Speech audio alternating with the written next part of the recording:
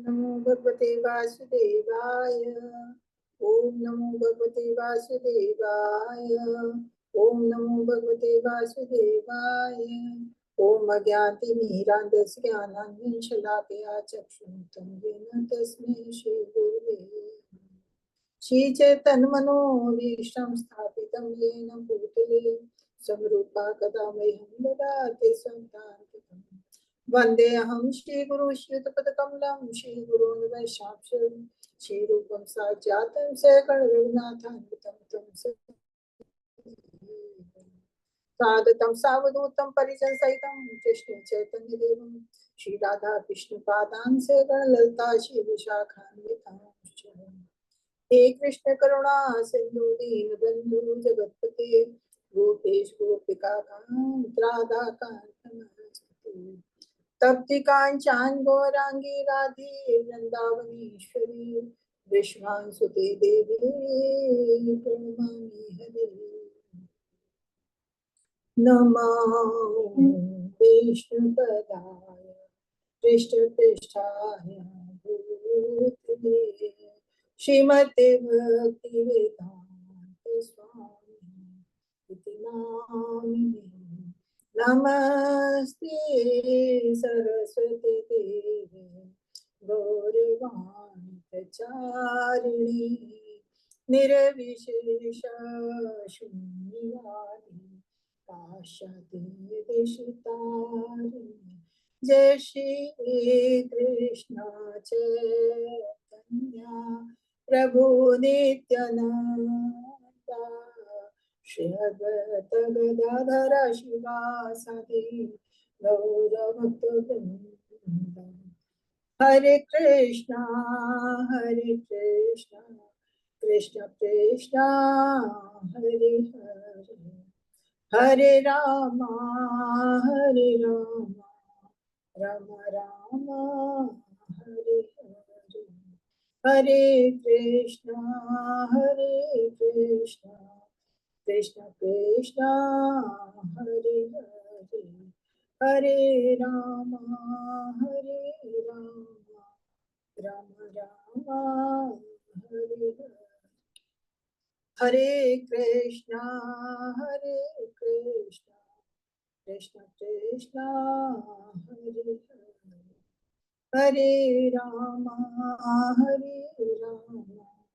राम राम हरे कृष्णा। हरे कृष्णा माता जी, सादर प्रणाम। सभी भक्तों को सादर प्रणाम। हरे कृष्ण माता जी, सादर प्रणाम। हरे कृष्ण माता जी, दंडवत प्रणाम। दंडवत प्रणाम। हरे कृष्ण।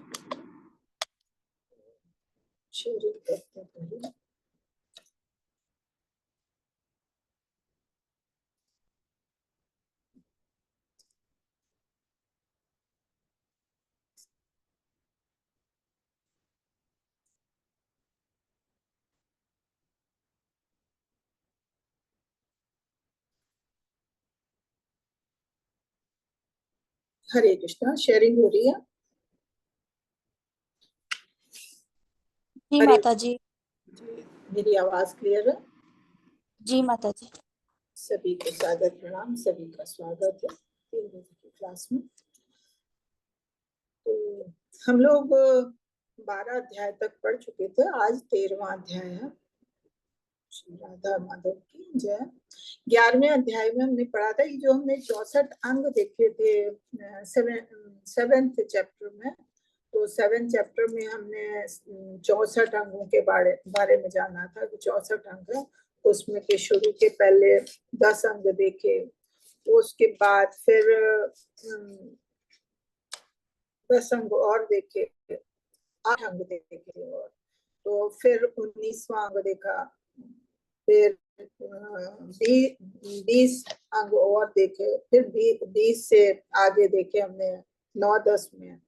कुल मिला के हम 46 तक पहुंच गए थे। और 11वें अध्याय में हमने 47 से 53 मदों को देखा था कि जो हमारी भक्ति सेवा के लिए उनमें क्या क्या है।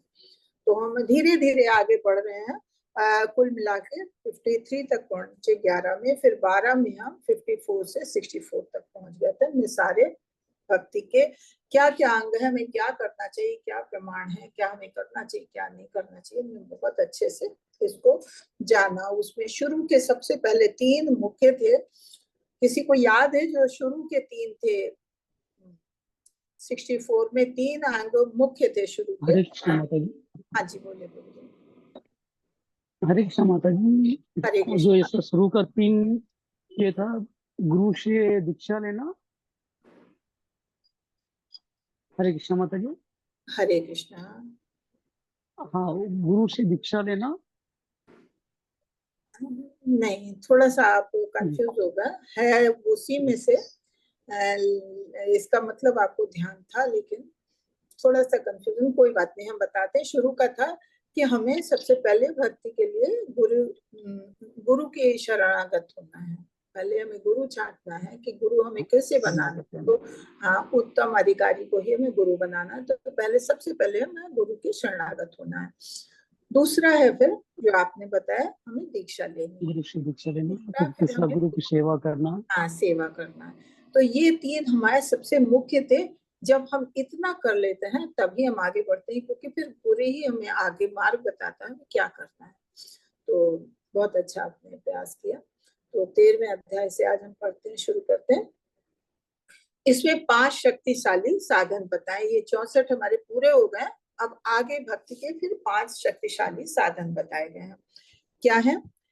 भक्ति के 5 शक्तिशाली साधन। नवजात में भी शीघ्रता से भाव जगाने के लिए प्रत्येक का उत्कृष्ट शक्ति काव्यात्मक वर्णन, कि मतलब अगर कोई नया भक्त भी है, उसमें भी अगर ये 5 शक्तिशाली साधन अपनाए जाते हैं तो धीरे धीरे उसकी आध्यात्मिक उन्नति होती है।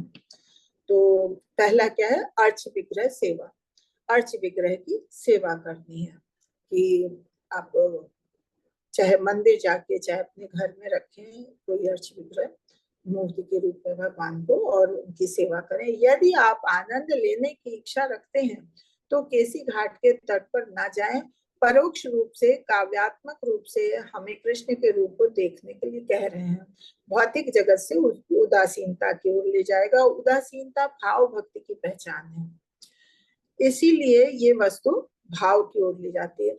इसमें क्या कह रहे हैं? यदि आप आनंद लेने की इच्छा रखते हैं तो केसी घाट के तट पर ना जाएं। ये रूप गोस्वामी एक मतलब जैसे ना कुछ कोई बात कहते हैं तो उसको निगेटिव ढंग से कहते हैं, और कहना का उनका मतलब है कि केसी घाट पे जाएं। क्यों? केसी घाट पे भगवान अपने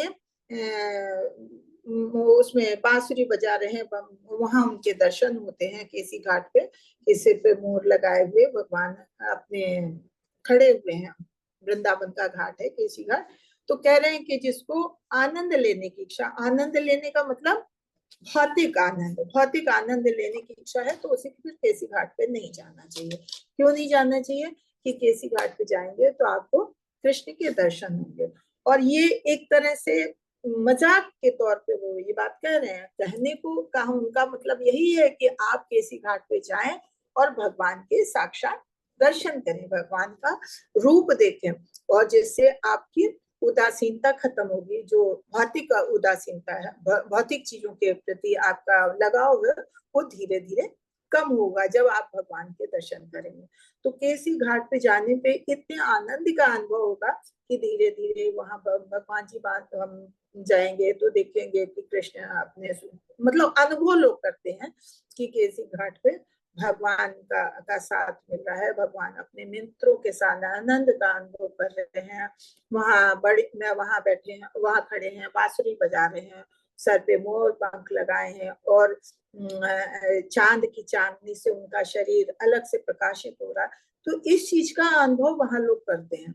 तो जब ऐसा अनुभव कोई करेगा तो फिर भौतिक आसक्ति कहाँ से उसमें रह जाएगी, धीरे धीरे उदासीनता आ जाएगी। तो और उससे क्या, भगवान के प्रति भाव जगेंगे मन में। तो इसके लिए बताया अर्चय विग्रह की सेवा।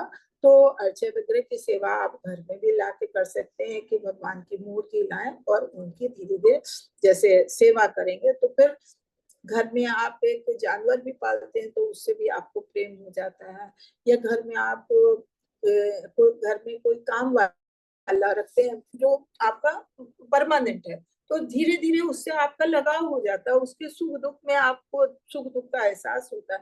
तो ऐसे जब हम भगवान का दर्शन करेंगे, भगवान की सेवा करेंगे, तो और भगवान का अनुभव करेंगे, तो फिर हमें भाव उत्पन्न होंगे, भगवान के प्रति प्रेम भाव उत्पन्न होंगे। इसलिए अर्च के प्रति सेवा बताई गई है। फिर कहते हैं दूसरा क्या है, श्रीमद् भागवतम का श्रवण। श्रीमद् भागवतम का श्रवण करना चाहिए।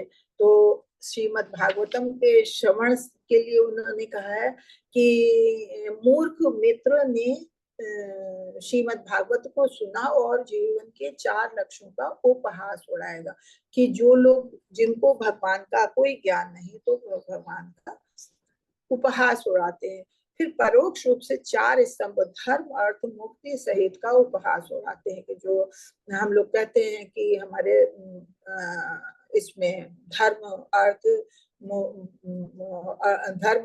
मुक्ति और काम, ये 4 हैं स्तंभ। इनको के लिए जब बात की जाती है, तो जिसको जो अज्ञानी है तो वो इन सब चीजों का उपहास उड़ाता है, उसे श्रीमद् भागवतम की कथा सुननी ही नहीं चाहिए, क्योंकि उसको उस कथा में कोई भाव होंगे ही नहीं। कहते हैं कि श्रीमद् भागवतम का पाठ जो लोग मनुष्य कर्म कांड, आर्थिक विकास और भगवान से तादात्म्य होना, जैसे निर्विशेषवादी होते हैं, मुक्ति चाहते हैं, तो ऐसी चीजों में जुड़े होते हैं, तो श्रीमद् भागवतम को समझ नहीं पाते। तो पहले तो ऐसी बातें, ऐसे दिमाग से चीजें निकाल देनी चाहिए कि हमें कर्मकांड के प्रति आकर्षित नहीं होनी है, होना, हमें आर्थिक विकास के लिए नहीं भगवान को पूजना है, हमें भगवान, या हमें भगवान की ज्योति जो है, ब्रह्म ज्योति, भगवान का प्रकाश, उससे जो तादात्म्य होते हैं, निर्विशेषवादी होते हैं, हम लोग जो भगवान के साकार रूप को जानते हैं, तो वो कभी ऐसा नहीं चाहते हैं। तो हमको इन चीजों को अपने दिमाग से निकाल देना चाहिए और भागवत का हमें श्रवण करना चाहिए। ये मोक्ष लघुकृत है, शुद्ध भक्ति सेवा की 6 विशेषताओं में से 3 भाव चरण में देगी। मोक्ष लघुकृता, मुक्ति का उपहास करना भाव का लक्षण है। कि जब हम इन चीजों से अपने, जब भगवान के प्रति हम किसी, एक तो हम लोगों ने पढ़ा है श्रीमद् भागवतम का श्रवण, कभी भी हमें ऐसे कोई जो व्यवसायिक उसमें सुनाते हैं उनसे हमें नहीं सुनना चाहिए। जो गुरु शिष्य परंपरा में हो उन्हीं से सुनना चाहिए, ताकि हमें उसका लाभ मिले। और उसमें भी हमको पहले इन चीजों से अपना मन हटाना चाहिए। तो जब तक इन चीजों से मन नहीं हटता, तब तक हमारा भागवतम में मन भी नहीं लगेगा, हम उस चीज को समझ ही नहीं पाएंगे। और श्रीमद् भागवतम, और इसके अलावा श्रीमद् भागवतम का ये ऐसा पुराण है कि जिसको सुनते हैं तो धीरे धीरे अपने आप भौतिक कल्मश दूर होने भी लगते हैं। तो अगर हम धैर्य से मन लगा के इसको सुनते हैं किसी गुरु शिष्य परंपरा वाले व्यक्ति से, आचार्य से, तो हमको इसका लाभ मिलता है।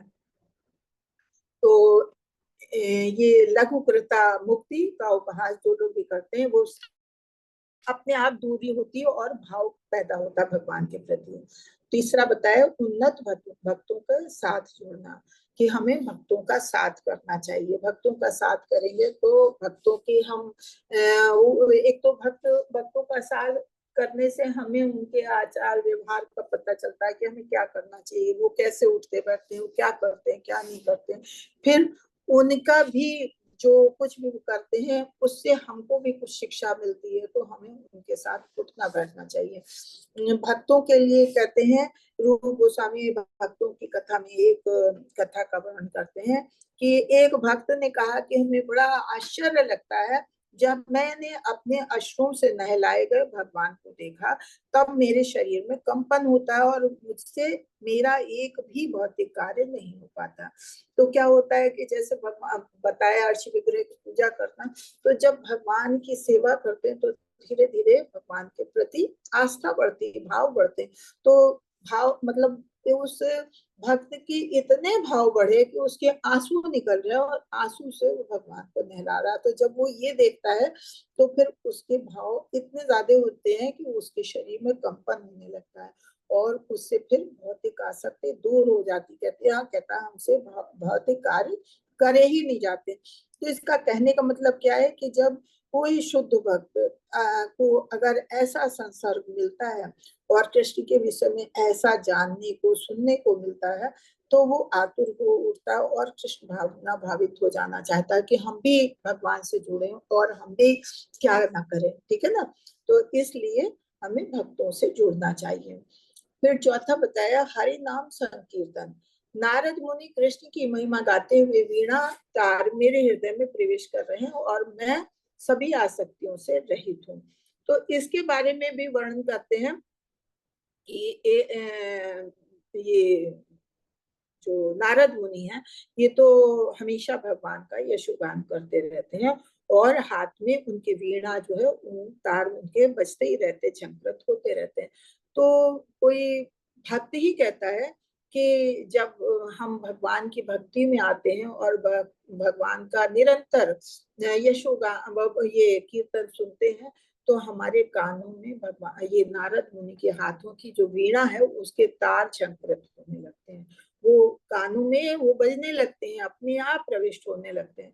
तो उनकी उपस्थिति से धीरे धीरे ऐसी आसक्त ऐसी भाव उठते हैं कि भौतिक भोग की आसक्ति जो है वो खत्म होने लगती है। तो ये है हरिनाम संकीर्तन का महत्व। हरिनाम संकीर्तन अगर सुनते हैं तो इन सब चीजों का बहुत असर पड़ता है। हम जब वहां बैठते हैं तो संकीर्तन का हमारे पर भी असर पड़ता है और हमारे में भाव जगते हैं भगवान के प्रति, और भाव ही हमारी भक्ति का, प्रेम भक्ति का एक बहुत बड़ा लक्षण है। आगे पढ़ते हैं।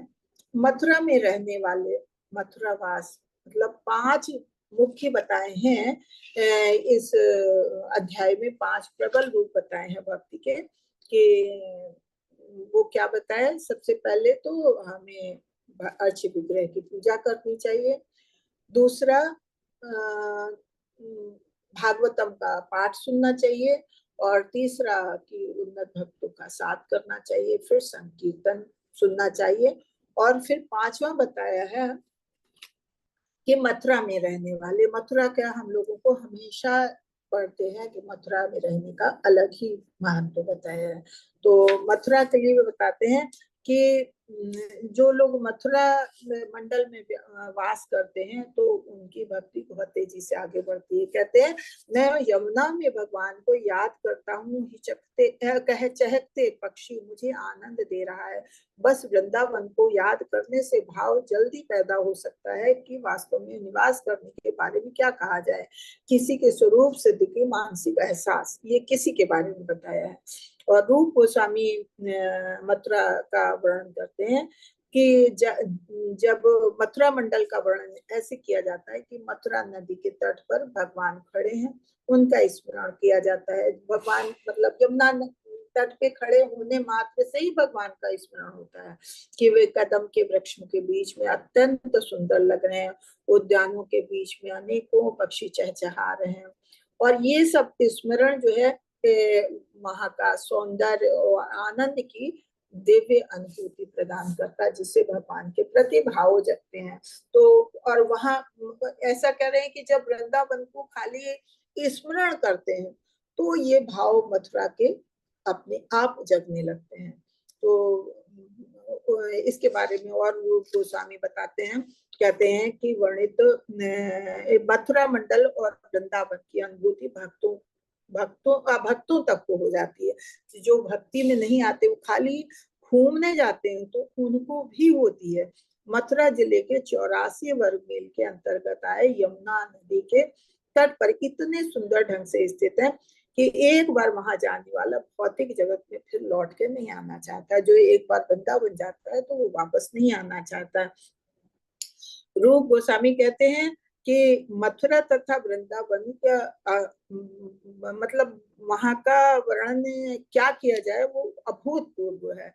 ये सारे गुण सिद्ध होते हैं कि मथुरा और वृंदावन की स्थिति दिव्य है, अन्यथा इन स्थानों में हमारे दिव्य भावों को उत्पन्न करने की संभावना ही नहीं होती।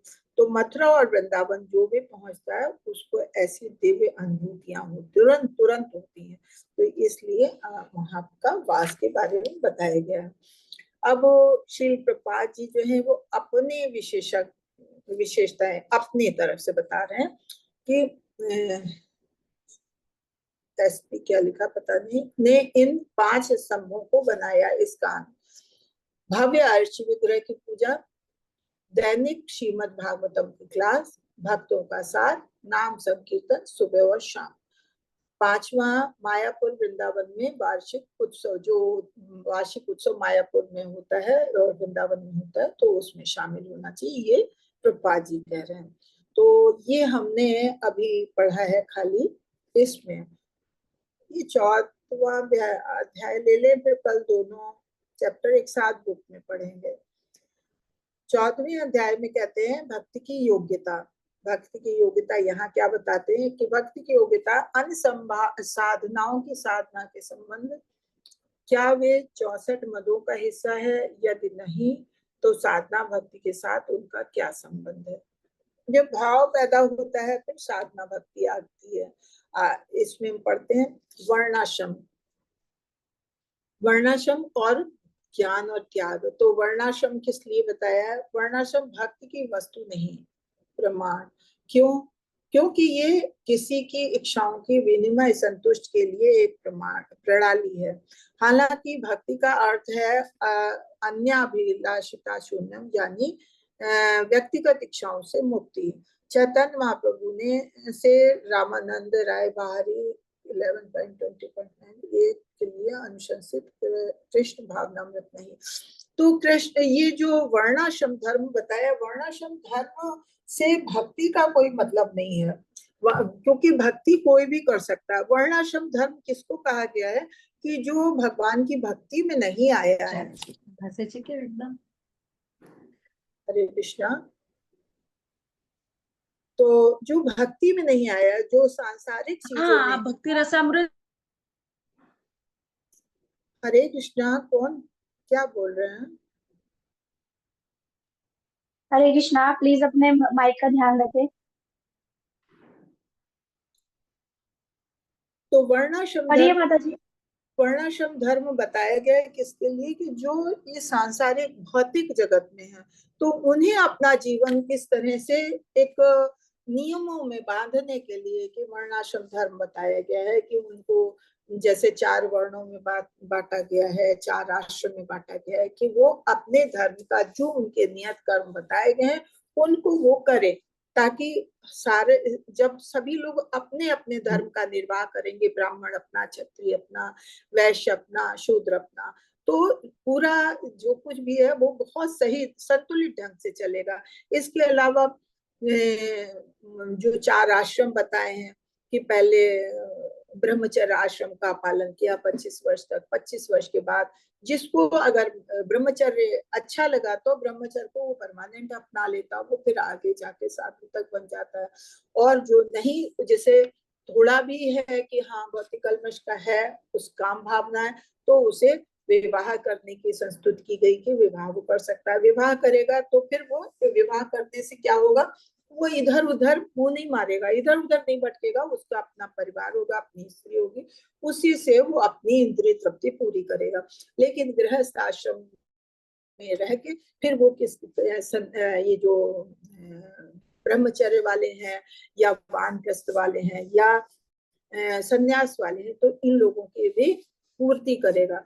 और फिर 50 साल के बाद कहा है कि गृहस्थ आश्रम, आपके अपने घर की जिम्मेदारियां पूरी हो गई, आपको वानप्रस्थ ले लेना चाहिए। तो वानप्रस्थ में घर परिवार के साथ है, लेकिन फिर भी उसमें ब्रह्मचर्य का पालन करेगा कि वो भगवान से जुड़ेगा, भगवान की भक्ति उसे करनी है 50 से 75 तक।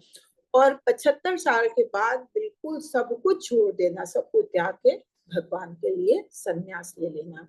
तो ये सब चीजें इसलिए बताई गई हैं कि जनरल पब्लिक के लिए जो भगवान की भक्ति में नहीं है, लेकिन जो भगवान की भक्ति में भगवान के प्रति उसके भाव उत्पन्न हो गए, तो उसके लिए वर्णाश्रम धर्म का कोई मतलब नहीं होता है। क्योंकि भक्ति किसी भी उम्र में किसी भी वर्ण का व्यक्ति कर सकता है, चाहे वो शूद्र हो, चाहे वो चांडाल परिवार का हो, चाहे वो ब्राह्मण परिवार का हो, चाहे क्षत्रिय परिवार का हो, चाहे गरीब है, चाहे अमीर है, चाहे बच्चा है या बड़ा है या बूढ़ा है, कोई भी भक्ति के लिए कोई भी रोक टोक नहीं। इसलिए वर्णाश्रम धर्म किसके लिए बताया गया? जो भौतिकवादी हैं, माया से जुड़े हुए हैं। उसके बाद ज्ञान और त्याग, ज्ञान और त्याग विषयों की व्याकुलता से मुक्त करता है, लेकिन कृष्ण पर ध्यान केंद्रित नहीं करता। इसलिए साधना भक्ति की वस्तु नहीं। दिल को सख्त भी कर सकते हैं। भक्ति का अर्थ कहते हैं कोमल हृदय। कोमल हृदय को कठोर किए बिना वैराग्य अभ्यास कैसे करें। अब ज्ञान और त्याग के लिए कह रहे हैं, ज्ञान और त्याग से भक्ति नहीं की जा सकती है, लेकिन फिर भी भक्ति में आगे तो बढ़ सकते हैं। तो भक्ति की योग्यता के लिए उन्होंने कहा कि जैसे जैसे आप ज्ञान प्राप्त करेंगे, आप भक्तों का साथ करेंगे, आपको ज्ञान मिलेगा, तो धीरे धीरे त्याग भावना अपने आप में आएगी। लेकिन वैसे अगर आप सीधे कि आपने सब कुछ छोड़ दिया और त्याग दिया और सोचे कि हम जंगल में जाके भक्ति करेंगे, तो आप मन तो इतना चंचल है, इच्छाएं ऐसी हैं कि वो कभी भी नहीं खत्म होती। आप गए, घर छोड़ दिया, अपनी जिम्मेदारियों को छोड़ दिया, लेकिन वहां जाके भी आपकी इच्छाएं प्रबल होंगी और फिर आप गलत रास्ते जा सकते हैं। तो इससे कोई फायदा नहीं। ऐसे कह रहे दिल को सख्त भी कर सकते हैं। अगर दिल को मजबूत कर लिया कि नहीं, अब हमें सांसारिक चीजों से दूर हटना है और हमें भगवान की भक्ति करना, लेकिन भक्ति के लिए दिल को सख्त करने की आवश्यकता नहीं, क्योंकि भक्ति के लिए तो कहते हैं जो भक्त होता है वो बहुत ही कोमल हृदय होता है। हृदय को कठोर किए बिना वैराग्य अभ्यास कैसे करें। फिर वो कहते हैं कि अगर हृदय को कठोर नहीं करेंगे तो वैराग्य कैसे आएगा। वैराग्य कैसे आएगा, जब ज्ञान आए, ज्ञान आप अर्जित करोगे भक्तों के बीच में, गुरु के माध्यम से ज्ञान हासिल करोगे, तब आपको पता चलेगा कि हाँ सत्यता क्या है, हमारा भगवान के साथ संबंध क्या, हमारा लक्ष्य क्या है। तो आप में धीरे धीरे व्यक्ति स्वयं आ जाएगी और त्याग उत्पन्न होगा। तो उन्होंने कहा वर्णाश्रम धर्म, वर्णाश्रम भी किसके लिए है, संसारी लोगों के लिए है, कोई भक्तों के लिए नहीं है। भक्ति कोई भी कर सकता है। ऐसे ज्ञान और त्याग जब गुरु के साथ बैठेंगे और ज्ञान अर्जित करेंगे तो त्याग की भावना धीरे धीरे आप में स्वयं आएगी। स्वीकार करें क्या, युक्त वैराग फल्गु वैराग्य। स्वीकार करें युक्त वैराग और अस्वीकार करें फल्गु वैराग। फल्गु का मतलब ही है प्रति। भगवान की सेवा के लिए स्वीकार करता है, व्यक्तिगत इंद्रिय के लिए नहीं। कृष्ण से संबंधित होने के कारण स्वीकार करता है, बिना लगाव के स्वीकार करता है। कृष्ण को अर्पण करने से शुद्ध हो जाता है। एग्जाम्पल, जैसे कृष्ण को स्वादिष्ट व्यंजन प्रदान करता है और सन की इंद्रियों को भी संतुष्ट करता है। हम स्वतंत्र रूप से वो निर्माण नहीं कर पाते जो कृष्णा चाहते हैं, इसलिए कृष्णा के प्रति स्वीकार करें, क्योंकि कृष्ण की चीजों को उनकी सेवा में इस्तेमाल किया जाना चाहिए। अब हम टाइपराइटर, माइक्रोफोन, हवाई जहाज आदि का उपयोग कर सकते हैं। तो ये उन चीजों का कृत्रिम अस्वीकार के लिए कहा है।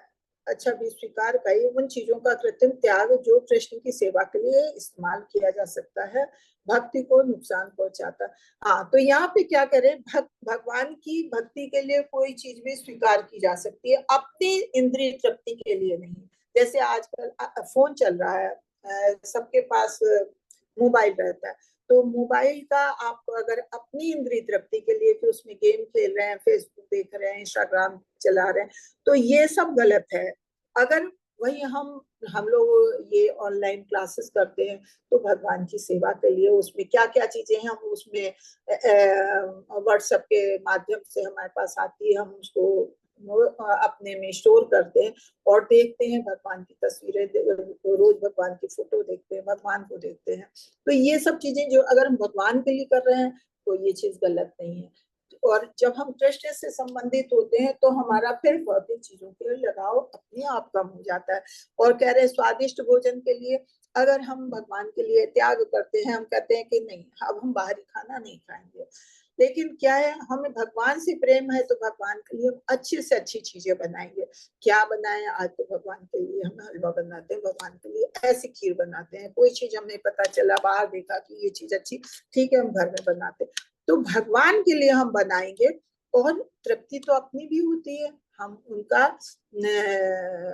उच्चिष्ट खाएंगे तो हमको भी तो मिलेगा, हम भी तो खाएंगे भगवान का उच्चिष्ट, लेकिन वो सात्विक हो जाएगा। क्यों, हमने भगवान का प्रसाद ग्रहण किया।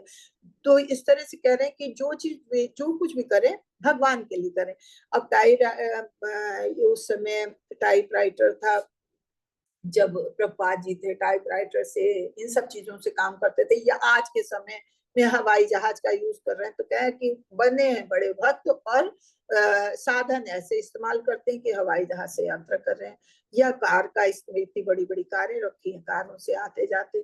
तो कार का इस्तेमाल हम अपने भौतिक यूज के लिए नहीं, हवाई जहाज का यूज हम अपने लिए नहीं कर रहे हैं कि हम कहीं घूमने जा रहे हैं, हम मौज मस्ती करने जा रहे हैं। अगर हमको कहीं किसी आचार्य को जाना है, उनका प्रवचन है, उनकी कथा है कहीं, तो समय की बर्बादी नहीं हो, समय उनको अधिक से अधिक भगवान के नाम पे लेना, तो इसलिए वो हवाई जहाज से यात्रा कर रहे हैं। या कोई भक्त आया और सीधे उन्हें कार से अपने साथ ले गया, कि कार से जाने में उनका समय बचेगा, उतने टाइम वो भगवान का ध्यान करेंगे।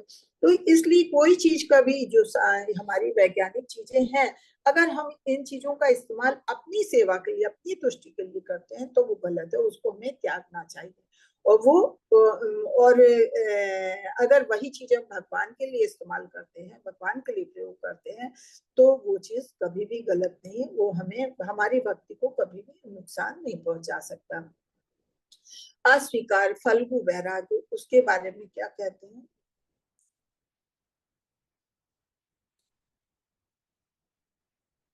फल्गु वैराग्य का तो यहाँ कुछ पता ही नहीं है।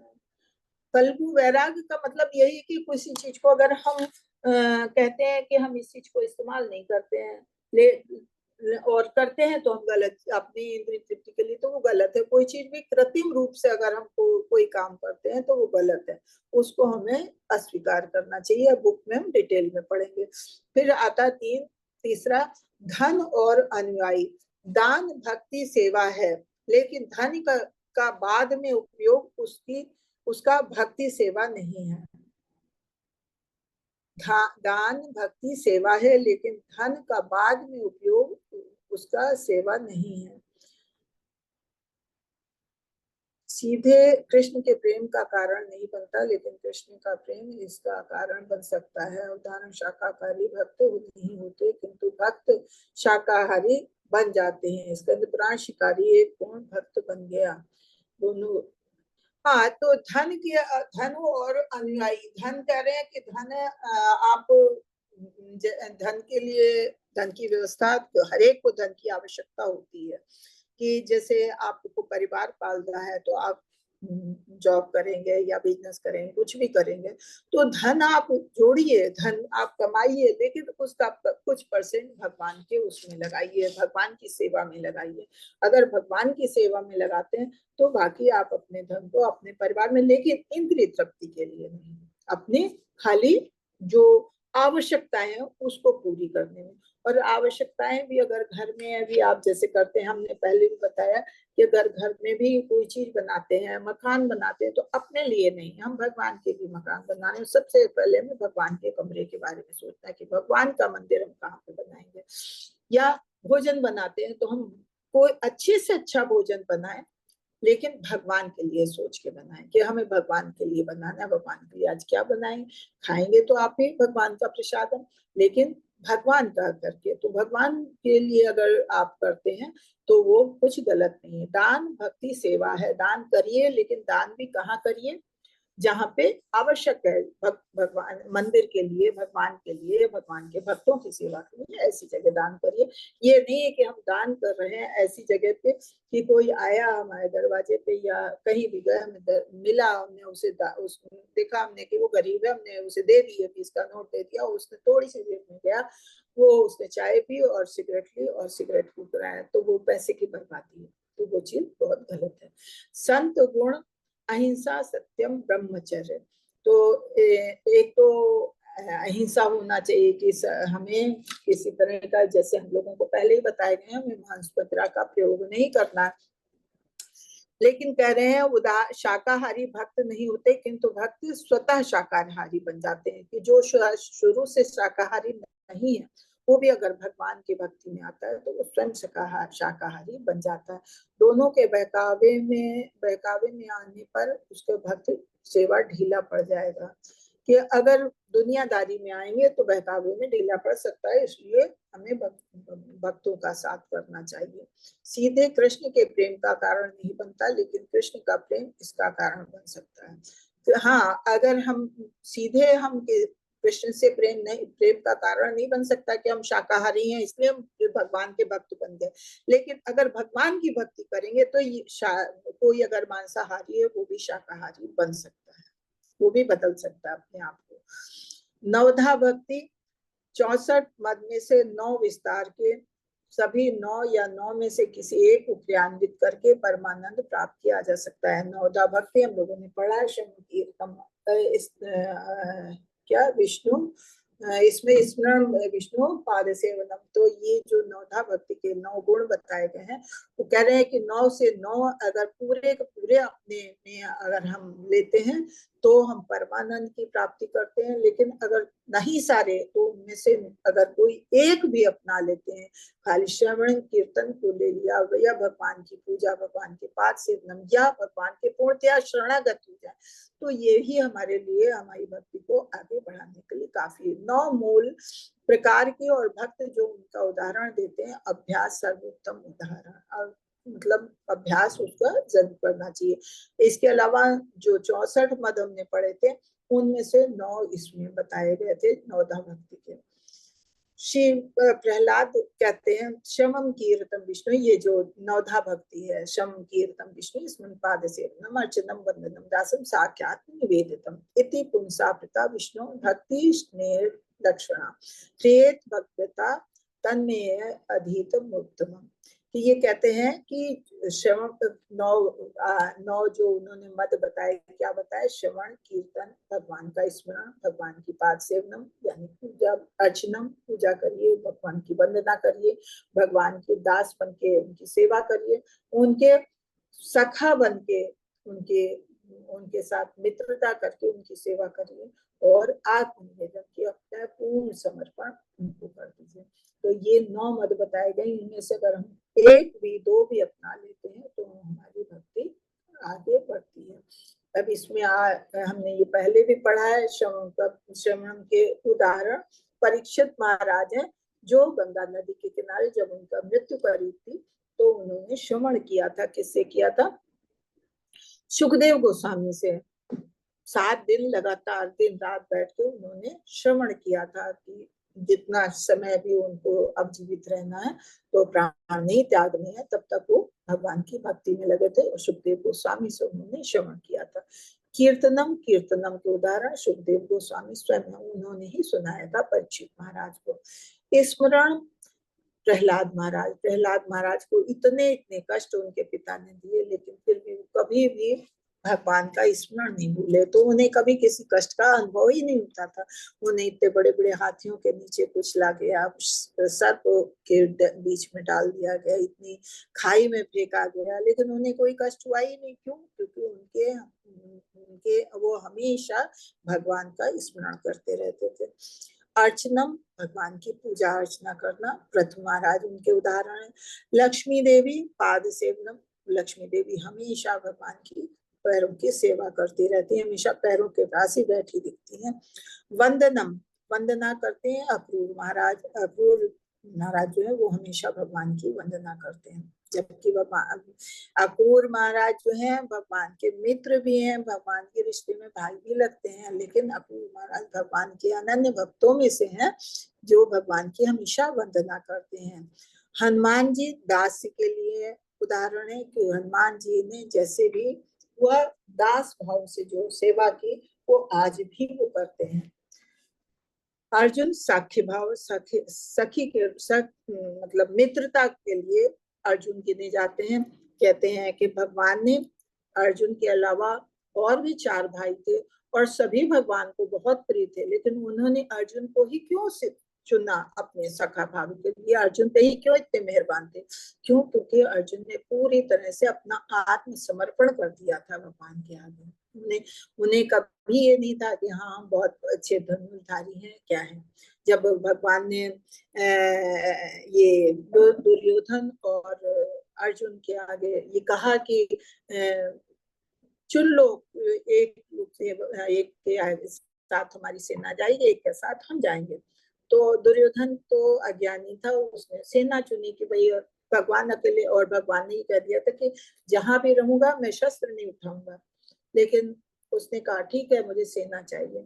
अब भगवान ने फिर अर्जुन से कहा कि क्यों भाई, अब तुम क्या करोगे, उसके पास तो पूरी सेना है, और यहाँ पे तो हम तुम्हारे साथ रह के भी हम कुछ करेंगे नहीं, क्योंकि हम तो उठाएंगे ही नहीं, शस्त्र उठाएंगे ही नहीं, तो फिर तुम क्या करोगे, तो तुम्हारी हार निश्चित है। तो अर्जुन ने फिर सीधे यही कहा कि आपको जो करना हो करो, हमने तो आपको चुन लिया है, क्योंकि जहां आप हो फिर वहां किसी चीज की क्या कमी। तो भगवान को अर्जुन ने पूर्णतया अपने शरणागत होने वाले थे, इसलिए भगवान ने सब में अर्जुन को ही अपने साख्य भाव में चुना था। आत्मनिवेदन, आत्मनिवेदन के लिए बलि महाराज ने सब कुछ अपना भगवान को सौंप दिया था। अम्बरीश महाराज, ये 9 के 9 सारे के सारे उन्होंने मद अपनाए थे कि वो अपनी सारी इंद्रियां हमेशा, जबकि एक राजा थे, राज्य चलाने के साथ साथ भी उन्होंने हमेशा भगवान की, ये भगवान के लिए इतने ज्यादा आत्मसमर्पण थे, इतने शरणागत थे कि उन्होंने हमेशा अपने ये 9 के 9 सारे मद उन्होंने अपनाए और सारी इंद्रियां हमेशा भगवान के लिए प्रयोग की। तो ये उदाहरण हम पहले भी पढ़ चुके हैं और आज फिर हम पढ़ रहे हैं। फिर शॉर्ट भी पढ़ते हैं। 13वें अध्याय में हमने क्या पढ़ा, भक्ति के 5 शक्तिशाली साधन। ये अध्याय भक्ति सेवा के 64 पदों पर चर्चा करता है, चर्चा को पूरा करता है, ये विस्तृत करता है से भक्ति भाव के 5 सबसे शक्तिशाली रूपों को करने से अद्भुत प्रभावों का। 12 अध्याय 12 में वर्णित, जो अध्याय 12 में हमने पढ़े थे ये शक्तिशाली उनके प्रभावों को, ये 5 शक्तिशाली रूप जो है पूरा करते हैं। और फिर अध्याय 14 में श्री रूप गोस्वामी बताते हैं क्यों कुछ वस्तुओं को आमतौर पे भक्ति के अंग के रूप में स्वीकार नहीं किया जा सकता। क्यों नहीं स्वीकार किया जा सकता है? क्यों, अगर हम उसे भगवान के लिए इस्तेमाल करते हैं तो ठीक है, अगर भगवान के लिए इस्तेमाल नहीं करते हैं तो फिर हम बद्ध जीव बन जाएंगे, फिर हम हमारी भौतिक आसक्ति बढ़ जाएगी। तो इस तरह से हमने ये पढ़े, और यहाँ पे हमारे 14-15 अध्याय की पीपीटी तो समाप्त हुई। थोड़ा सा देख लेते हैं बुक, और नहीं तो फिर कल बुक देखेंगे। यहाँ तक किसी को कुछ पूछना तो नहीं है? अगर पीपीटी में से कुछ पूछना है तो पीपीटी खोल देते हैं, नहीं तो बुक खोलते हैं। हरे कृष्णा, हरे कृष्णा। पीपीटी बंद करें, बुक खोले। हरे कृष्णा, हैंड रेज कर दीजिए। हाँ, किसी का कोई हो प्रश्न तो हैंड रेज कर लें। हाँ प्रमोद प्रभु जी बोलिए। हरे कृष्णा माता जी, प्रश्न नहीं है, वो बुक रीडिंग के लिए हैंड किया मैंने। अच्छा अच्छा, तो रुचि माता जी ने भी शायद बुक रीडिंग के लिए किया होगा। ठीक है जी माता जी। ओके। हरे कृष्णा हरे कृष्णा हरे कृष्णा कृष्ण कृष्ण हरे।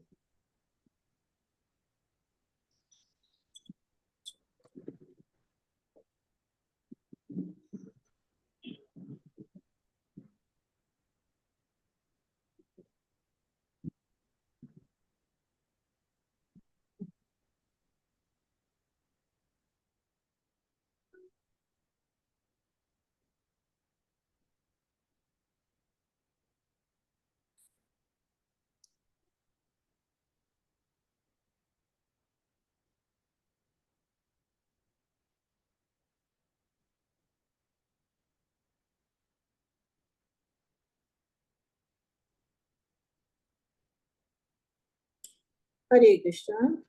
पढ़िए पढ़िए प्रभु जी। हरे कृष्णा माता जी। हरे कृष्णा।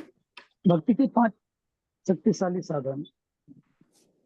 तात्पर्य श्री प्रभुपाद जी के द्वारा, श्री प्रभुपाद जी के द्वारा। श्री रूप गोस्वामी का कथन है कि मथुरावास, मूर्ति अर्चन, श्रीमद भागवत का आस्वादन, भक्त सेवन तथा हरे कृष्ण महामंत्र का कीर्तन से भक्ति के ये 5 साधन इतने शक्तिशाली हैं कि इनमें से किसी एक से तनिक सा संबंध भी कनिष्ठ भक्त तक में भक्ति भाव को उद्भावित कर देता है।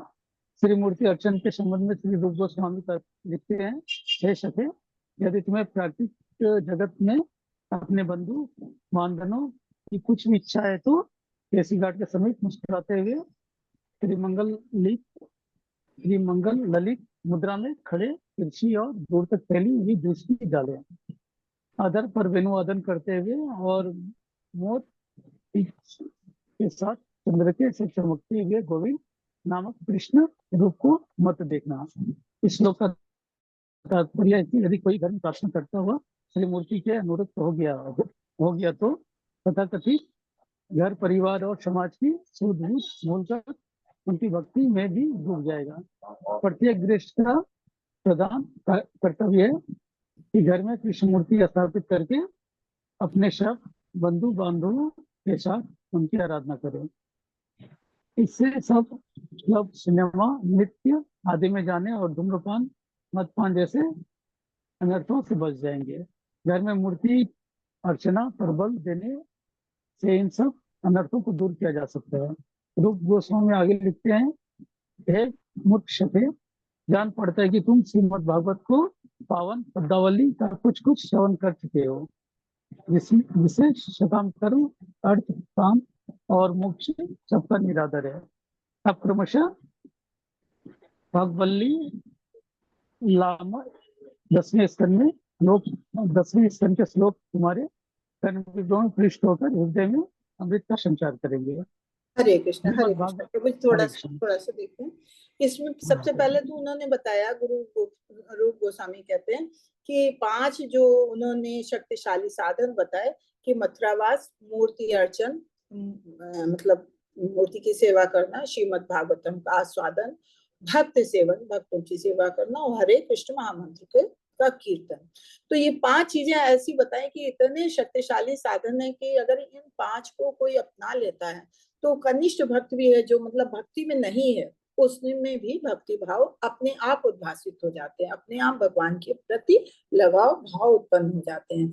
फिर कहते हैं श्री मूर्ति अर्चन के संबंध में रूप गोस्वामी कहते हैं कि यदि तुम्हें प्राकृतिक जगत में अपने बंधु बांधवों की कुछ भी इच्छा, मतलब भौतिक तुम्हें चीजें पसंद है, भौतिक सुख तुम्हें अच्छा लगता है, तो तुम्हें फिर केशी घाट के समीप मुस्कुराते हुए त्रिभंग ललित मुद्रा में खड़े, जो मतलब पैर टेढ़ा करके भगवान खड़े होते हैं ना कि बंसी बजाते हैं, तो कह रहे हैं त्रिभंग ललित मुद्रा में खड़े, तिरछी और दूर तक फैली हुई दृष्टि वाले, अधर पे वेणु वादन मतलब बंसी बजाते हुए और मोर बिच्छे के साथ मोर पंख धारण किए हुए, चंद्र के से चमकते हुए गोविंद नाम के कृष्ण का दर्शन मत करना।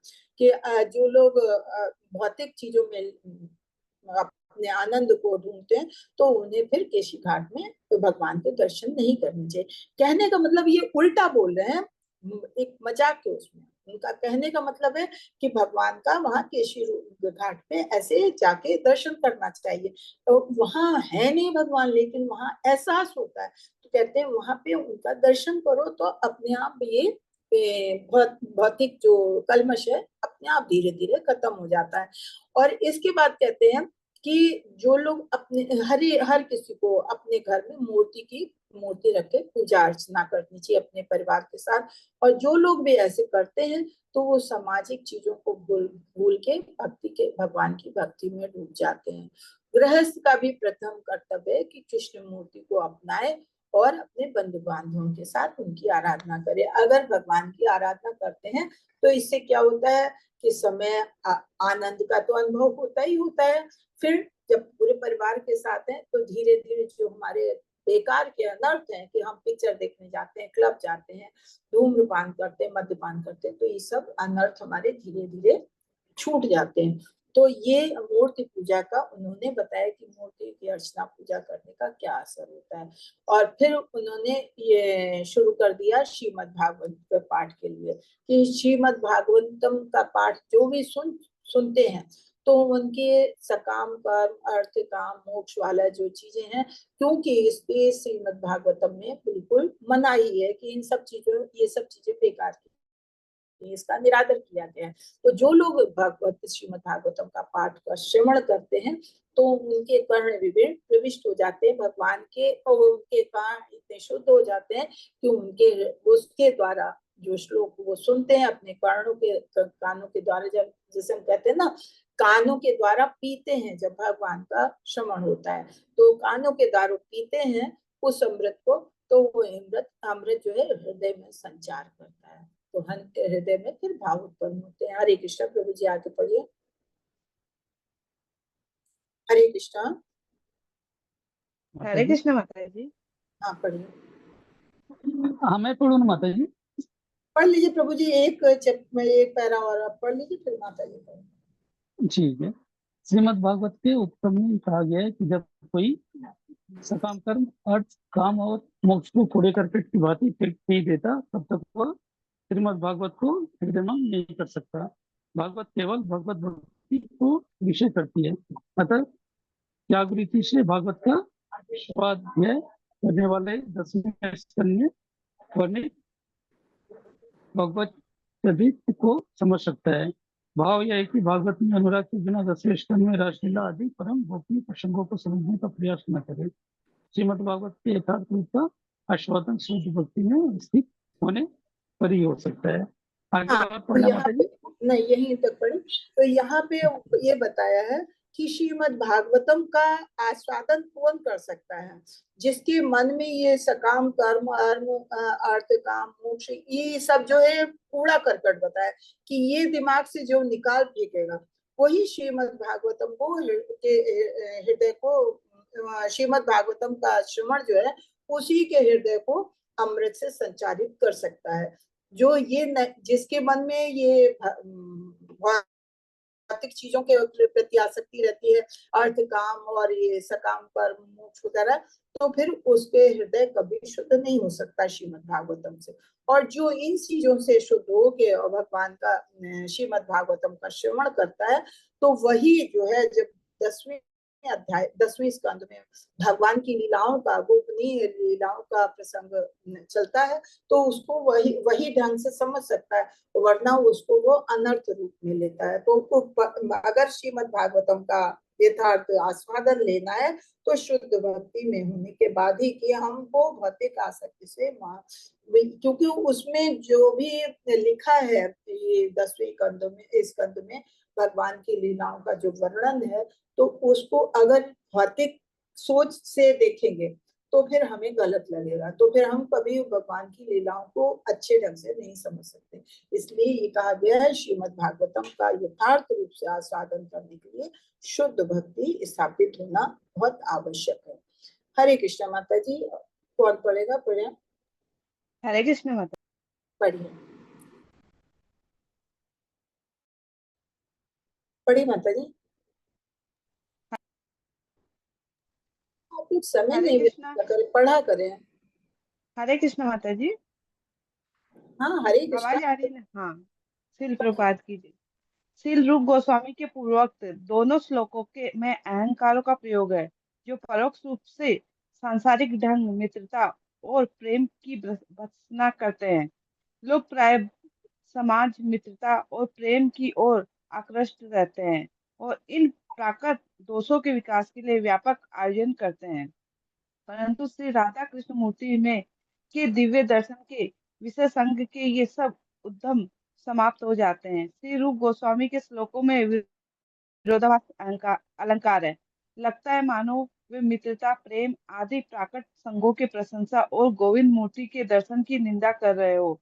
ये अलंकार इस प्रकार का होता है कि जो वस्तु प्रशंसनीय प्रशंसित प्रतीत होती है उनकी उसकी वास्तव में निंदा हुई होती है और प्रशंसा के योग्य वस्तु निंदित हुई लगती है। श्लोक का वास्तविक तात्पर्य यह है कि यदि कोई प्राकृत मित्रता प्रेम और समाज रूपी अनर्थों को भूलना चाहता हो तो गोविंद रूप का दर्शन अवश्य करे।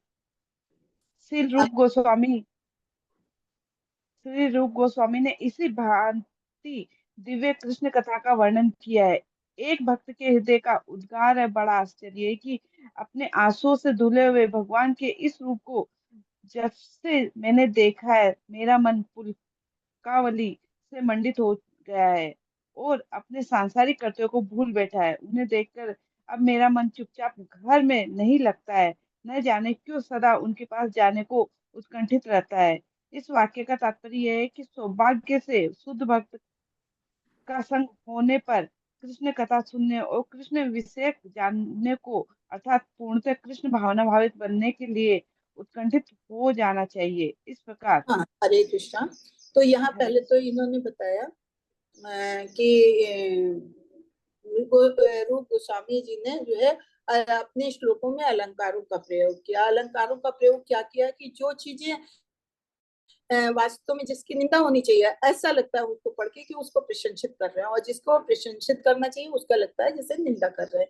जैसे वो कह रहे, उन्होंने कहा कि जो ये समाज मित्रता प्रेम की ओर आकृष्ट रहते हैं, तो प्राकृतिक दोष, ये प्राकृतिक दोष है, तो इनको दूर करना चाहिए। लेकिन उनके श्लोक से ऐसा लगता है जैसे उसकी वो उसको वो पसंद कर रहे हैं कि हाँ वो करना चाहिए। जैसे कि उन्होंने अभी पहले हमने शुरू में ही पढ़ा था कि जिसको भौतिक चीज, जो जिसको आनंद का अनुभव करना है तो उसे केशी घाट पे नहीं जाना चाहिए। तो ये क्या है, अलंकारिक शब्दों का उन्होंने इस्तेमाल किया।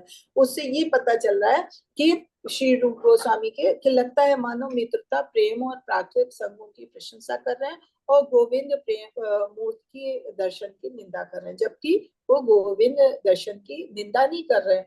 वो तो ये इस चीज को कह रहे हैं कि जो गोविंद, जो भगवान की मूर्ति की पूजा करता है उसके प्रति आसक्त होता है, तो ये सब चीजें उसकी अपने आप ही छूट जाती है। जो सांसारिक चीजें हैं, मित्रता प्रेम और सामाजिक अनर्थ है, ये सब धीरे धीरे छूट जाते हैं। तो ये उनकी अलंकारिक भाषा थी। और उसके बाद वो कहते हैं कि रूप गोस्वामी एक कृष्ण कथा का वर्णन करते हैं कि जिसमें एक भक्त अपने हृदय को उद्गार बताता है कि वो भगवान की जब नहला रहा है, भगवान की पूजा कर रहा है, तो उसको इतने भाव हो जाते हैं कि भाव से उसके आंसू निकलते हैं और आंसू से वो भगवान को नहला रहा है। तो कहते हैं कि जब हम ऐसा देखते हैं, आश्चर्य होता है कि हमारे अपने आंसुओं से धुले हुए भगवान के स्वरूप को जब मैंने देखा, तो मेरा मन जो है पुलकावली से मंडित हो गया, कि पुलकित हो गया, और फिर वो सांसारिक चीजों को सब कुछ भूल गया कि भगवान की पूजा अर्चना में इतना असर है कि भगवान को की पूजा करते उसे इतना प्रेम हो गया कि वो सांसारिक कर्तव्यों को अपने भूल गया, और उसका अब मन घर में नहीं लगता, वो हमेशा भगवान को देखने के लिए उत्कंठित रहता है। तो ये भगवान की अर्चना पूजा का महत्व बताया है। आगे कौन पढ़ेगा? हरे कृष्ण माता जी। पढ़िए माता जी। श्री श्रील प्रभुपाद जी की जय। तात्पर्य श्री शुलपाद जी द्वारा। इसी प्रकार महामंत्र के श्रवण कीर्तन के संबंध में एक वाक्य है। कहा जाता है कि संत जनों को नारद जी के करों में बज रही वीणा की दिव्य ध्वनि कर्ण गोचर होती है। जब से इस शीतल नाद ने मेरे कानों में प्रवेश किया है, मैं निरंतर श्री भगवान की सन्निधि अनुभव कर रहा हूँ और किसी अनिवर्चनीय अपूर्व दशा को धारणा करता हुआ मेरा मन विषय वासना से एकदम शांत सा हो चला है। पुनः मथुरा मंडल के महात्म का प्रतिपादन करते हैं। श्यामल यमुना तट पर त्रिभंग ललित मुद्रा में खड़े श्याम सुंदर की मुझे स्मृति हो रही है, जहाँ अपार शोभा छटकाती हुई खिले हुए कदम के ऊपर बैठकर गुंजारते हुए भौरों से युक्त निर्बधि मधुरमा से मंडित है बंसरी मेरे मन में न जाने किस अनिवर्चनीय भक्ति भाव को उदित कर रही है। श्री शील रूप गोस्वामी द्वारा वर्णित मथुरा वृंदावन की इस असमोध्य माधुरी का अनुभव भक्तों तक हो सकता है। यमुना के किनारे 83 कोस के मथुरा मंडल के लीला स्थल इतने सुंदर है कि एक बार जो वहां चला जाएगा वह फिर कभी इस प्राकृतिक जगत में लौटना नहीं चाहेगा। श्री रूप गोस्वामी के ये वाक्य मथुरा वृंदावन के यथार्थ स्वरूप की अनुभूति से ओतप्रोत है। इन सब चित गुणों से सिद्ध होता है कि मथुरा वृंदावन की स्थिति संसार के लोकोत्तर है। अन्यथा इन स्थानों में जाने पर हृदय में दिव्य भावों की उद्भावना नहीं होती। मथुरा वृंदावन में चरण रखते ही तत्काल ये भाव निश्चित रूप से उद्दीप्त हो उठते हैं। इन भक्ति हरे कृष्ण। हाँ, तो अभी पहले उन्होंने बताया कि जब ये कीर्तन का महत्व, कीर्तन का महत्व उन्होंने बताया कि संत जन कहते हैं कि जब कीर्तन सुनते हैं तो नारद जी के करों में जो वीणा बजती है उसकी दिव्य ध्वनि जो है हमारे कानों में गूंजती रहती है, और जब मैं उसको सुनता हूँ तो भगवान का सानिध्य का अनुभव करता हूँ कि भगवान के मैं कितना करीब पहुंच रहा हूँ। तो इससे क्या है, मन एकदम शांत हो जाता और विषय वासना से दूर हो जाता है, तो मन भगवान के उसमें लग जाता है। फिर उसके बाद तुरंत ही उन्होंने मथुरा मंडल के वास के बारे में बताया कि मथुरा और वृंदावन का वास ऐसा है कि मथुरा मंडल में जहाँ यमुना तट है, तो वहां पहुंचते ही ऐसा लगता है कि जैसे भगवान जो है त्रिभंग ललित मुद्रा में खड़े हैं, श्याम सुंदर रूप में। और वहां की शोभा इतनी सुंदर लगती है, कदम के ऊपर बैठ के वो लगता है भौरे गुंजार कर रहे हैं और फूल अलग महक रहे हैं, निवधि मधुरिमा से मंडित वंशी में मेरे मन को इतना मतलब भक्ति भाव उत्पन्न होता है। वहां पे ऐसी छटा होती है। कह रहे हैं कि मथुरा वृंदावन का ऐसा वहां का माधुर्य है कि यमुना के किनारे 84 कोस तक ये मथुरा मंडल का लीला स्थल है। वो सब इतना सुंदर है कि वहां पे जो कोई पहुंच जाता है एक बार, तो फिर वो वहां भौतिक जगत में वापस नहीं लौटना चाहता है। इसका मतलब वहां पे कुछ तो है, भगवान की अनुभूति वहां जाके इतनी होती है कि कोई वहां से वापस नहीं आना चाहता। तो यही बताया कि मथुरा और वृंदावन की इतनी महिमा है वहां की, कि वहां जो पहुंच जाता है तो भगवान के भाव में इतना डूब जाता है कि वो भौतिक जगत में वापस नहीं आना चाहता है। तो ऐसे जगह को अपने भावों में उद्भासित करना चाहिए और मथुरा वृंदावन में हमेशा जाने की कोशिश करनी चाहिए। हरे कृष्णा। और कौन पढ़ेगा? हरे कृष्णा, तू पढ़ेगा? हरे कृष्णा। शिल्पी माता जी पढ़िए। हाँ, हरे कृष्ण माता जी, दंडवत प्रणाम। हाँ माता जी, यहाँ से पढ़ना है ना, इन भक्ति योग विषयक हाँ जी, हाँ जी। भक्ति योग विषयक वाक्यों को सुनकर कभी कभी प्रतीत होता है कि फल बढ़ा चढ़ाकर कहा गया है, परंतु वास्तव में ऐसा नहीं है। यद्यपि यह सबके लिए संभव नहीं है, परंतु शास्त्रों का प्रमाण है कि बहुत से भक्तों को ऐसे सत्संग का तत्काल फल हुआ है। उदाहरणार्थ, मंदिर में सौरभ का आघ्राण करने मात्र से सनकादि चारों कुमार तत्काल भक्त बन गए। बिल्लव मंगल ठाकुर कृष्ण कथा को सुनते ही वैश्या को त्याग कर वृंदावन को चल पड़े और परम वैष्णव बन गए। अतः ये वाक्य अतिशय अतिशयोक्ति अथवा गल्प नहीं है। ये वास्तविक तथ्य है, परंतु ये विशेष भक्तों के लिए ही प्रकट होते हैं, सब पर नहीं घटते। ये वर्णन चाहे बढ़े चढ़े लोगों पर अपने ध्यान को नश्वर विषय सौंदर्य से हटाकर शाश्वत कृष्ण भावना माधुर्य में लगाने के लिए हमें इन वर्णों को इसी रूप में अंगीकार करना चाहिए जो पहले ही कृष्ण भावना भावित है। उसके लिए इनमें कुछ भी आश्चर्य की बात नहीं है। कतिपय विद्वानों का मत है कि केवल वर्ण आश्रम धर्म का पालन करने से भी शनि शनि भक्ति योग के साधन की संसिद्धि हो सकती है, परंतु महान आचार्य इसे नहीं मानते। रामानंद राय के साथ भक्ति के क्रमिक विकास से संबंधित वार्ता में भगवान चैतन्य महाप्रभु ने भी इस विचार का निराकरण किया है। उन्होंने रामानंद राय द्वारा प्रतिपादित वर्णाश्रम धर्म की महिमा को अस्वीकार कर दिया। वे कहते हैं कि वर्ण और आश्रम का यह आचरण केवल बाह्य है, इससे ऊंचा सिद्धांत भी है। भगवत गीता में श्री कृष्ण ने स्वयं अन्य सब साधनों को त्याग कर श्री कृष्ण भावना का पथ अंगीकार करने के लिए जीव का आवाहन किया है। जीवन की परम संसिद्धि का एकमात्र यही मार्ग है। हरे कृष्णा।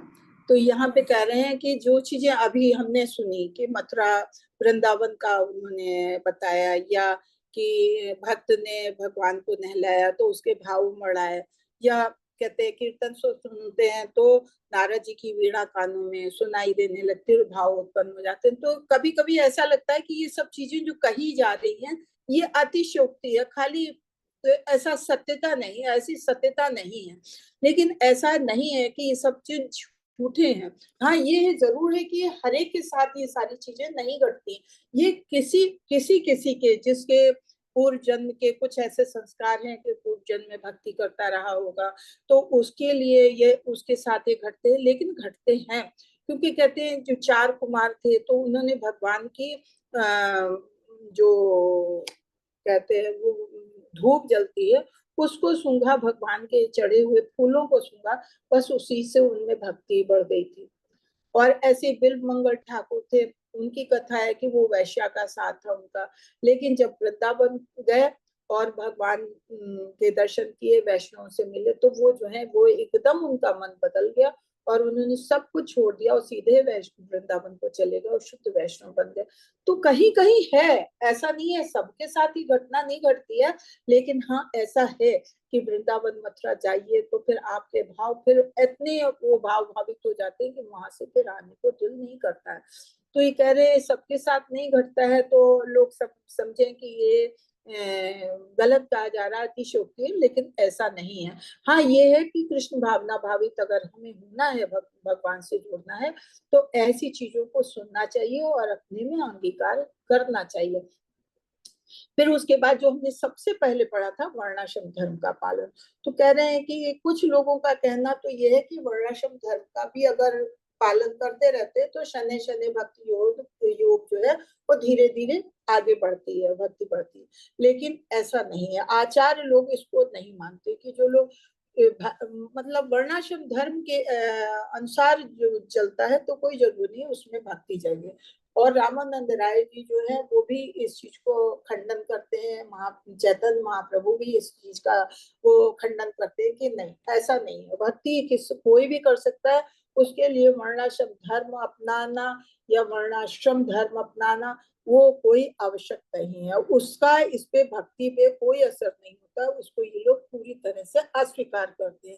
ये खाली वाहे के लिए, ये वाहे आचरण के लिए कि जो सामाजिक व्यवस्था को सही बनाए रखने, उसके लिए वर्ण और आश्रम के धर्म को अपनाना उच्च है। लेकिन ऐसे जो कहिए कि भक्ति के लिए इसका कोई सिद्धांत नहीं है। तो कह रहे कि भक्ति भावना कोई भी अपना सकता है, ये पथ कोई भी अपना सकता है और ये यही जीवन का परम लक्ष्य है, एकमात्र साधन यही कि भक्ति के द्वारा भगवान को पाया जाए। एक छोटा सा पैरा और रह गया, कोई और पढ़ ले। हरे कृष्णा। संध्या माता जी पढ़ लीजिए आप। हरि हरे बोल। कृष्ण माता जी। श्रीमद प्रभुपाद जी की जय। श्रीमद् भागवत 11.20.9 में भी भगवान कहते हैं, वर्ण और आश्रम के कर्तव्यों का पालन तभी तक करे जब तक मेरी लीला कथा में राग और आसक्ति नहीं हो जाती। भाव यह है कि वर्णाश्रम धर्म रूपी कर्मकांड अर्थ, इंद्रिय तृप्ति और मोक्ष के लिए है। ये सब उनके लिए है जो कृष्णा भावना भावित नहीं हुए हैं। वास्तव में शास्त्रों में इन सब क्रियाओं का विधान जीव को कृष्ण भावना तक लाने के लिए ही है। जिसे श्री कृष्ण के लिए रागानुगा आसक्ति हो गई है, उसे शास्त्र विहित कर्तव्यों से प्रयोजन नहीं रहता। हरे कृष्ण। धन्यवाद माता जी। तो यहाँ पे यही कहा है कि वर्ण और आश्रम के कर्तव्यों का पालन तभी तब करें जब तक भगवान के प्रति, भगवान की महिमा के, भगवान की कथा के प्रति आसक्ति नहीं होती है, तब तक ही ये सब काम करने के लिए है। भाव ये है कि वर्णाश्रम धर्म रूपी जो कर्म कांड अर्थ इंद्रिय तृप्ति मोक्ष जो है, ये सब खाली सामाजिक लोगों के लिए है और ये तभी तक है जब तक कृष्ण भावना भावित नहीं हो। जो कृष्ण भावना भावित है, भगवान की भक्ति में आ गया, तो उसके लिए ये वर्णाश्रम धर्म या वर्णाश्रम ये कोई माने नहीं रखते, इसका कोई भी विधान नहीं है, कोई भी मतलब नहीं। और जिसमें रागानुगा आसक्ति हो गई तो उसके लिए तो ये शास्त्र विदित कर्तव्य जो कर्म कांड वगैरह है उसका कोई भी नाम मात्र भी कोई महत्व नहीं।